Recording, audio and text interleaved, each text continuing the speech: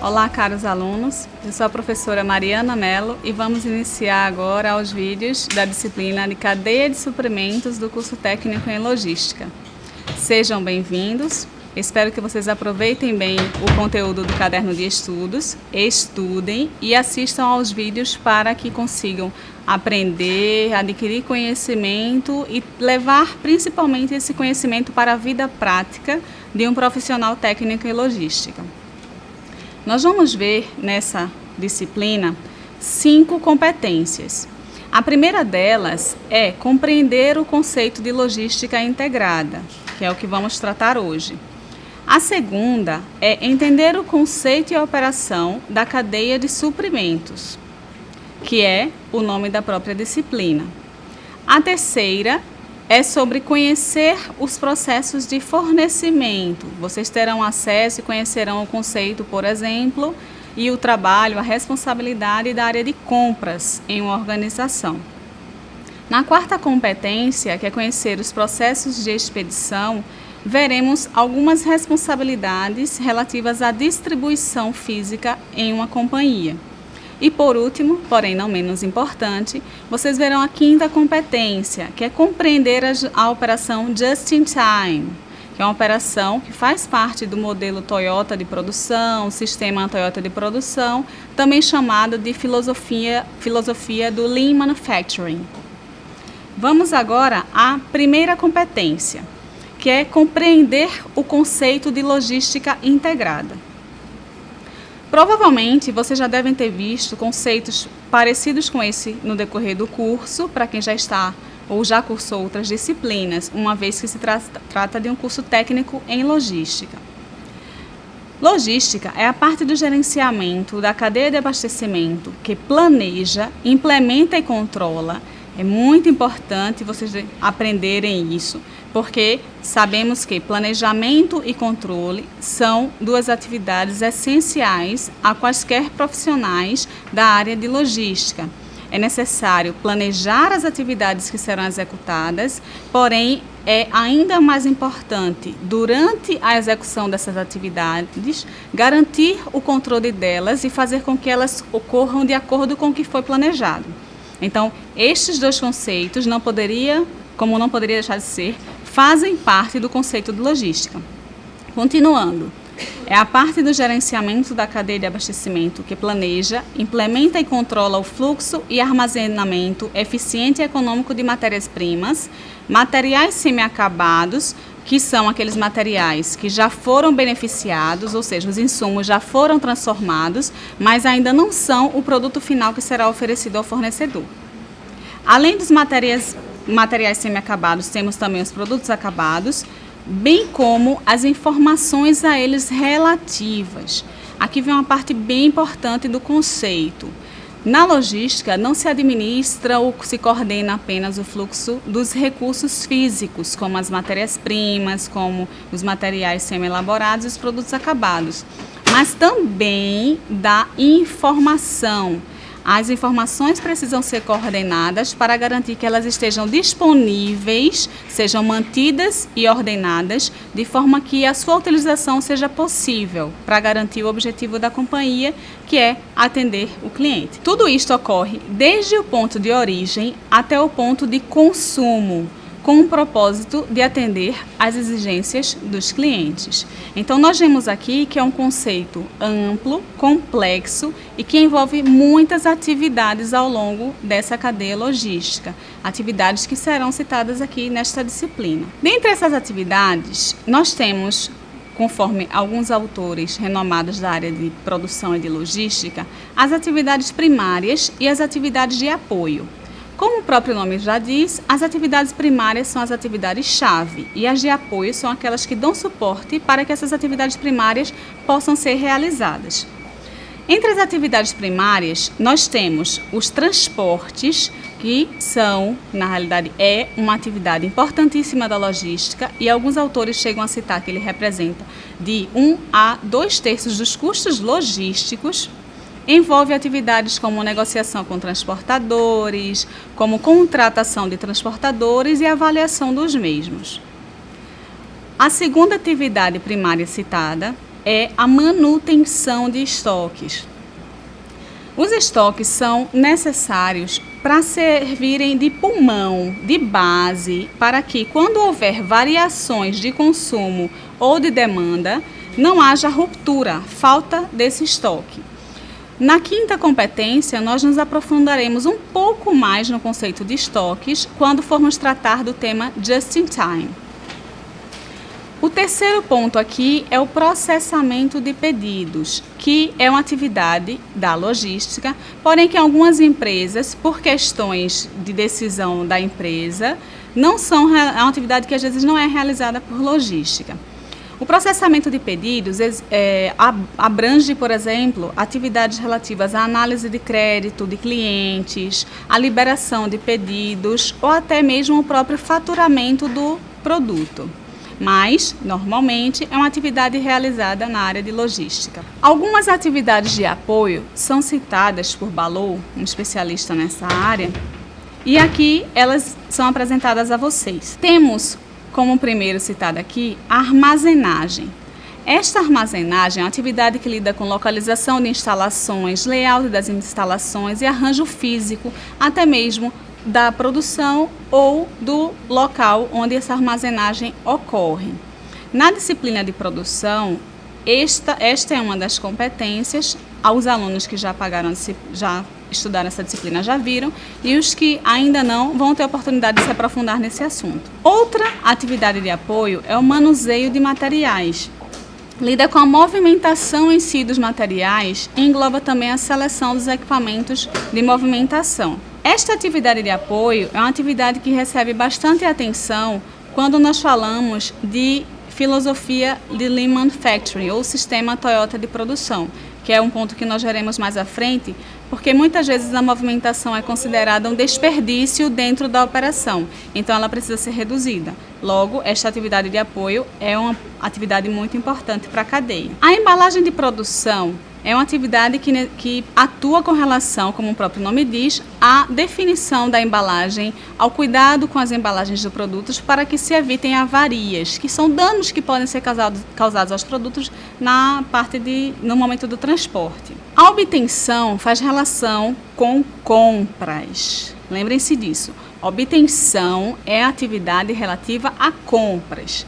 A área de compras, como veremos na competência 3, é responsável por negociar, por avaliar fornecedores e desenvolver novos fornecedores.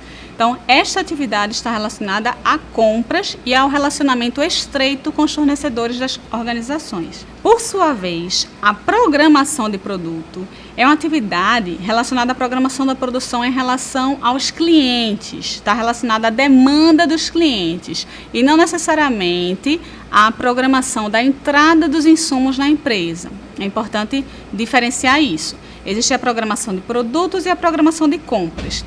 Em algumas empresas, a área de compras fica responsável só por negociar com os fornecedores e garantir que ele vai ter produto para atender a organização. E uma outra área, que é a área de programação de compras, fica responsável por fazer com que os produtos cheguem nas datas em que serão necessários para a produção. Por último, temos a manutenção da informação. Lembram lá no conceito de logística, que a logística também coordena as informações para garantir que os recursos necessários estejam disponíveis. Para isso, as informações também precisam estar disponíveis, principalmente informações a respeito da execução do processo e quanto ao desempenho logístico. Quando falamos em desempenho, remete à nossa cabeça o conceito de nível de serviço. Segundo Balou, o nível de serviço é a qualidade com que o fluxo de bens e serviços é gerenciado. É o resultado líquido de todos os esforços logísticos da firma. Trata-se do desempenho oferecido pelos fornecedores aos seus clientes no atendimento dos pedidos. Então, o nível de serviço é uma forma de medir, de indicar, através, como o próprio nome diz, de indicadores, o desempenho e como a operação está sendo efetuada e se está sendo efetuada de acordo com o planejado, para garantir o que é prometido aos clientes. Os níveis de serviço, na realidade, o nível de serviço tem 3 elementos. Os elementos de pré-transação, os elementos de transação e os elementos de pós-transação. Como o próprio nome já diz, os elementos de pré-transação fazem referência às políticas que são escritas e postas para os clientes. Tudo aquilo que é anunciado ao cliente como um serviço ou produto que vai ser oferecido a ele antes de iniciar o processo de fornecimento. Podem ser citados como elementos de pré-transação a estrutura organizacional que vai ser oferecida àquele cliente para atender os pedidos dele e a política nas mãos do cliente, a política escrita posta nas mãos dos clientes. Já os elementos de transação são aqueles que fazem parte do momento da execução da operação para atender os clientes. Pode ser citado aqui a habilidade no trato de atrasos, elementos do ciclo de pedido. Lembram-se daquela atividade primária, processamento de pedido. Temos aqui um elemento de transação que faz parte desta atividade. Assim como a precisão no atendimento dos pedidos. Quanto de esforço vai ser dedicado para se atender precisamente aquilo que o cliente solicitou. Por último, temos os elementos de pós-transação. Como o próprio nome já diz, são elementos do nível de serviço que fazem parte do pós-compra, a partir do momento em que o cliente já recebeu o produto e o produto não está mais nos limítrofes da organização fornecedora. Então, nós temos aqui o rastreamento do produto, a instalação, garantia, reparos e o tratamento que é dado às queixas e reclamações dos clientes. Vocês provavelmente já tiveram alguma oportunidade de dar uma sugestão, ligar para passar alguma informação ou até mesmo reclamação em um serviço de atendimento ao cliente, aquele saque que vem nas embalagens de alguns produtos. Então, esta atividade faz parte de um elemento de pós-transação e pode e deve ser utilizado como uma medição, como um indicador para saber como os clientes enxergam as atividades da companhia. Vamos a um exemplo de uma empresa que melhorou o relacionamento com os clientes através de uma ação feita junto com eles. Vocês que leram o caderno de estudos, eu tenho certeza, devem ter visto o conceito de SLA, ou Service Level Agreement, que significa Acordo de Nível de Serviço. É isto que nós vamos ver aqui nesse exemplo. É um exemplo citado no caderno de estudos e que serve como reforço para vocês. A empresa Alfa é uma empresa fornecedora de materiais de construção.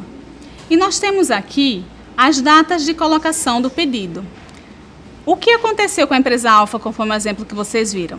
Eles tinham grandes clientes que colocavam pedidos muito tarde, dentro do mês. Isso fazia com que, no início do mês, a capacidade da empresa ficasse ociosa e depois, na segunda metade do mês, ou mais próximo do final do mês, eles eram obrigados a contratar pessoas ou colocar a equipe em hora extra para garantir o atendimento àquela demanda. Então, através de um ponto, uma cláusula de um acordo como um SLA, foi definido junto aos clientes que se eles colocassem pedidos antecipadamente, eles receberiam descontos nas suas compras.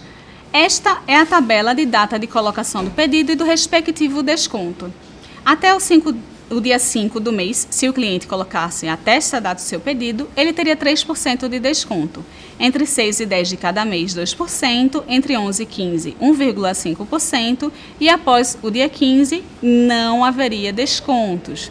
O objetivo aqui é fazer com que os clientes antecipassem os seus pedidos, para que houvesse uma maior linearidade na operação da Alfa. Vemos aqui o cenário anterior a este acordo com os clientes.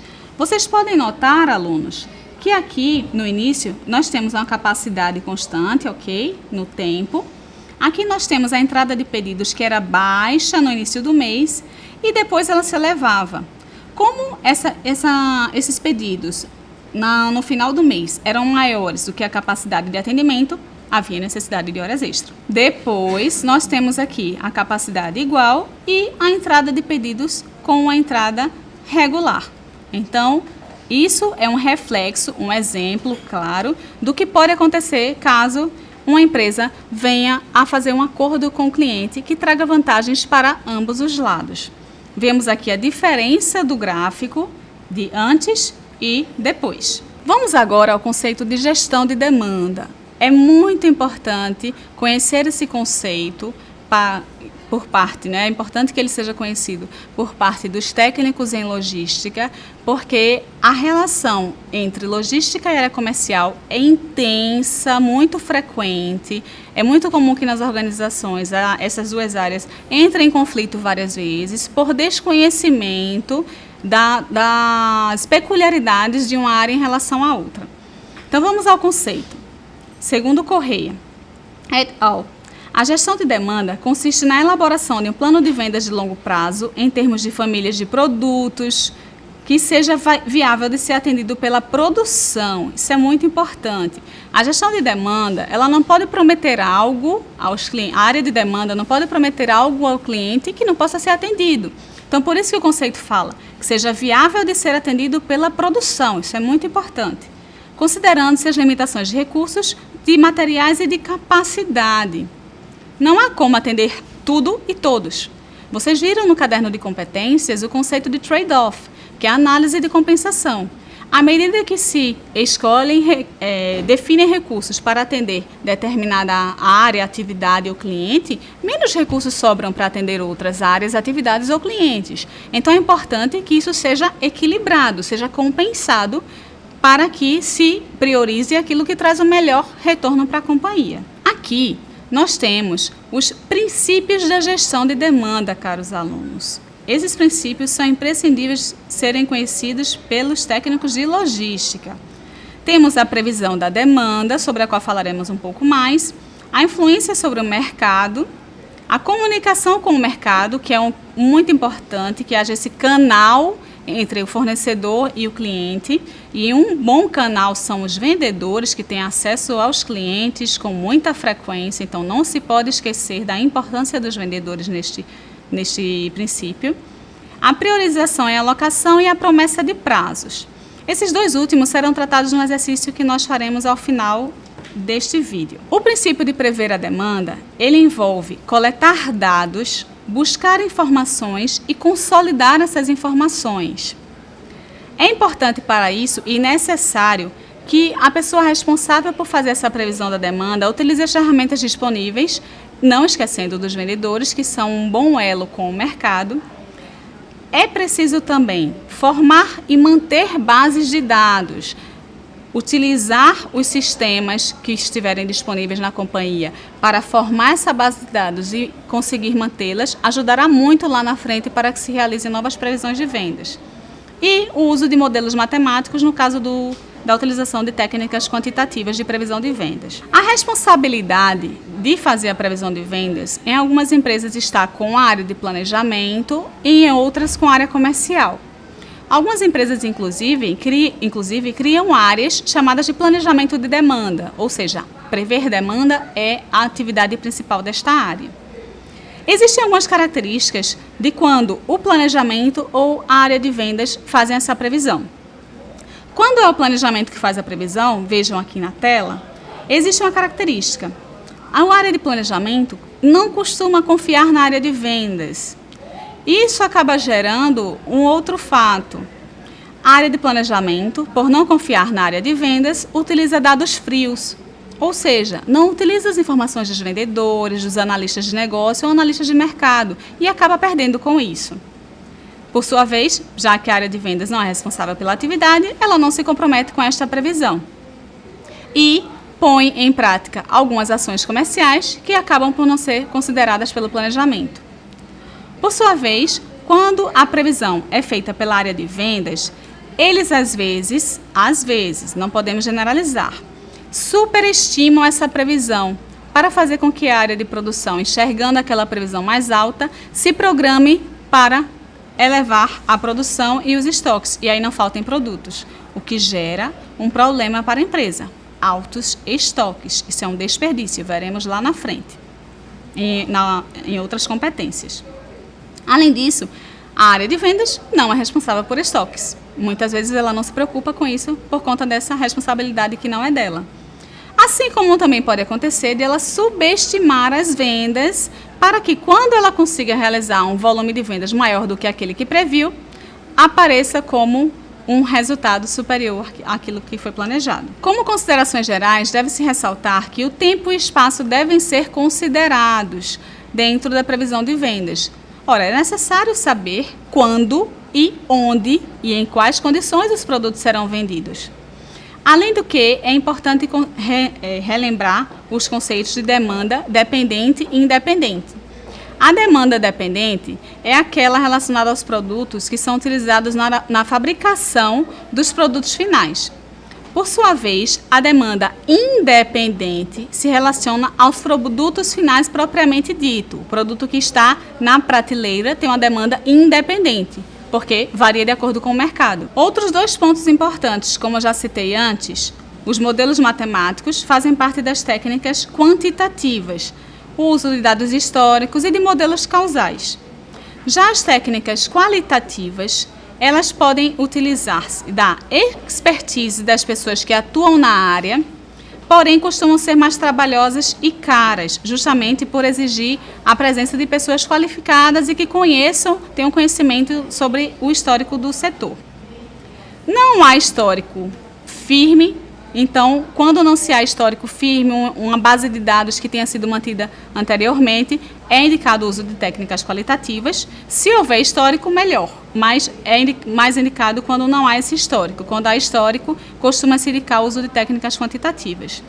E, para se fazer as técnicas qualitativas, utilizá-las, é útil o uso de pesquisas e reuniões com especialistas, por exemplo. Vamos agora, gente, a um exercício muito rápido, só para falar sobre os dois princípios que eu citei antes, de promessa de prazos e de alocação e priorização de recursos. Imaginem que esta aqui é a programação de produção da empresa Alfa, aquela empresa de materiais de construção.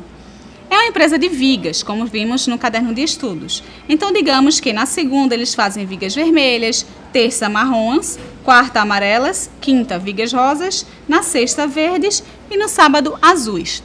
Então, vendo esta programação, vamos a um exemplo. Imaginem que essa empresa Alfa, ela recebeu do cliente um pedido muito alto de vigas verdes.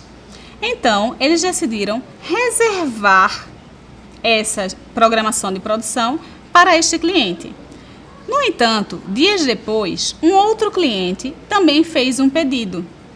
Ora, a programação de vigas verdes já estava reservada para este cliente que fez o primeiro pedido. Então, a empresa Alfa pode tomar algumas ações para atender os dois clientes.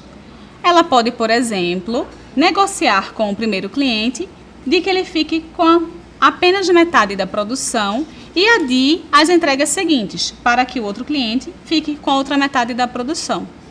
Ou ainda, ela pode negociar com clientes que fizeram pedidos dos outros itens para encaixar produções antecipadas das vigas verdes daqueles maiores clientes e garantir, assim, o atendimento do novo cliente que fez o pedido. Há várias ações que podem ser tomadas pelas empresas. É necessário, portanto, que, primeiro, ao prometer prazos, a empresa tenha conhecimento da capacidade de produção.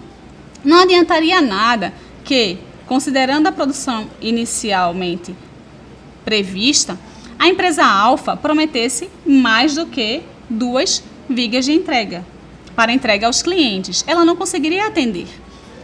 Assim como não é possível que ela faça uma alteração deste tipo sem antes comunicar ao cliente que fez o pedido da viga marrom.